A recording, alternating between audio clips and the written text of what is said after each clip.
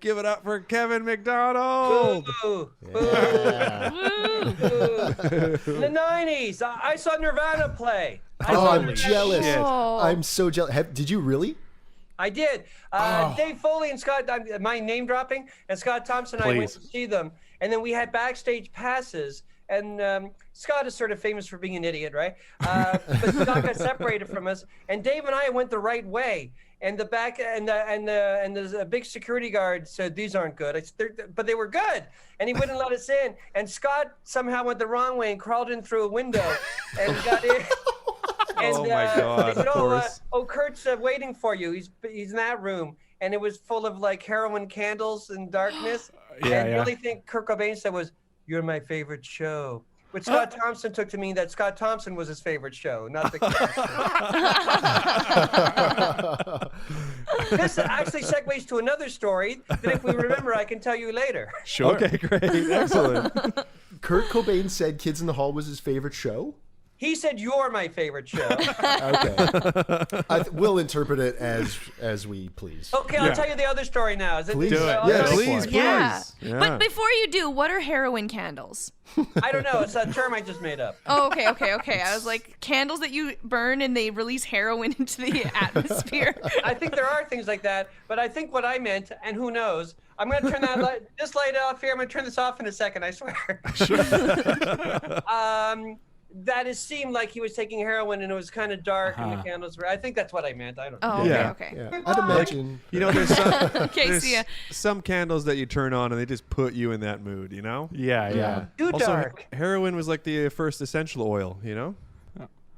sorry for what was your other story? The segue from the heroin candles. Oh yeah. Well, this was in 1994, if that means anything to you. And then a few months later, the Kids in the Hall were on tour. And during that time, where he told Scott Thompson he was his favorite show, Scott said, "Well, we're touring and we're playing Seattle." And Kurt Cobain said, "Here's my phone number. Call it." He didn't say call me. He said call it. By the way, it was a great show, Nirvana, but you could already tell that he wasn't enjoying it. He gave it his all. And then 3 songs he died, and then he gave it his all. Anyway, he gave. I'll try to be quick with this long story. No. I love it. It involves Winnipeg. This one I was living in Toronto. Oh, this one shit. involves Winnipeg. Who knows where it's going? Cut to 2 hours later. So, Scott said yes, and he told Dave and I later, who were like grumpy that we didn't get in. It's usually the other way around. Scott doesn't get it. So anyway, it's a few months later. It's the spring of '94, if that means anything to anybody. Yeah. Oh, yeah. April.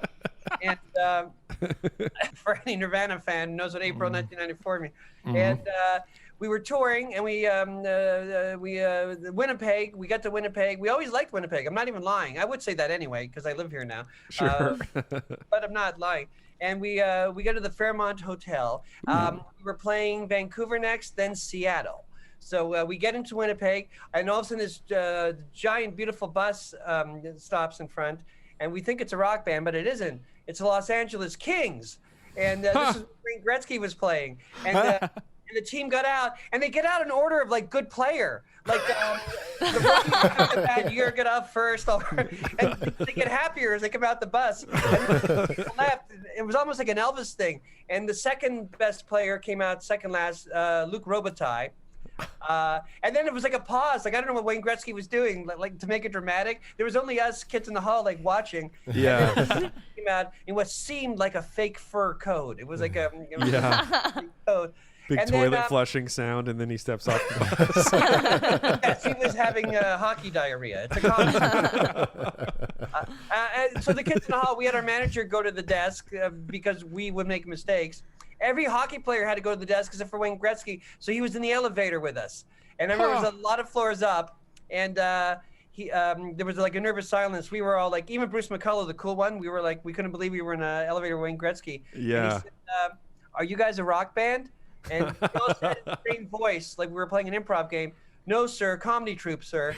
And then he said, which I later put in a sketch, he said, "Oh yeah, you're the boys in the band," which is like a famous play and movie. He said, because we were on CBS at that point, but by CBS, I mean, they put us on really late at night.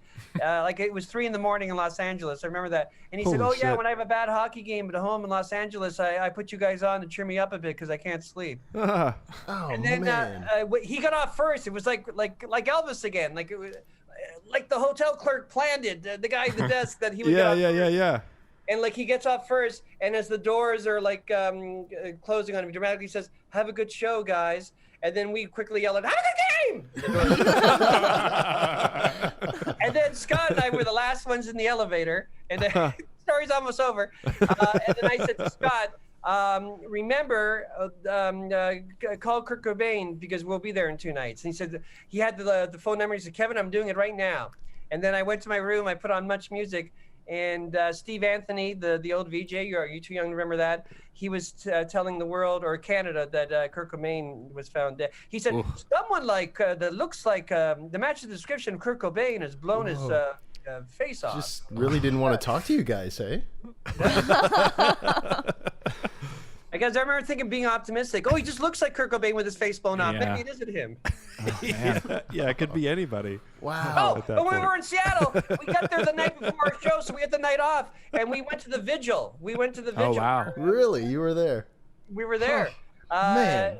It was weird because we were really sad, and people were recognizing us. So we'd be really sad, and Courtney Love, she had recorded a message, and we heard her, and we were sad, and people say, hey, crush your head. All right, and we did this. And Hey, do Chicken Lady. all right. That reminds me of another very short story. A few days later, we were playing Los Angeles, and Roseanne Arnold and Tom Arnold were coming to our shows, but they had split up. And I remember that was our big day. We were being interviewed by Entertainment Tonight, and they said, whoever the host was, said, we hear that Roseanne was coming, but they split up with Tom. And then Dave Foley, what did Dave Foley say? Oh, yeah, Kurt Cobain killed himself, and Roseanne left Tom. It shows you what great lengths people go to get out of going to a Kids in the Hall show. I don't know if they showed that. The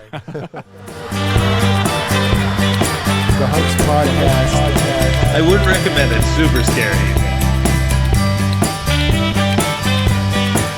The HUNKS Podcast.